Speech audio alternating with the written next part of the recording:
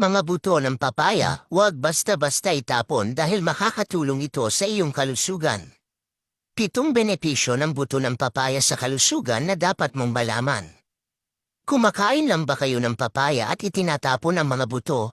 Mula ngayon di mo na ito gagawin kapag nalaman mo na ganito pala ang nagagawa nito sa iyong kalusugan. Narito ang 7 benepisyo ng buto ng papaya. 1. Tumutulong sa pagbaba ng timbang. 2. Nililinis ang bituka. 3. Binabawasan ang antas ng cholesterol. 4. Tumutulong na labanan ang kanser. 5. Binabawasan ang pamamanas.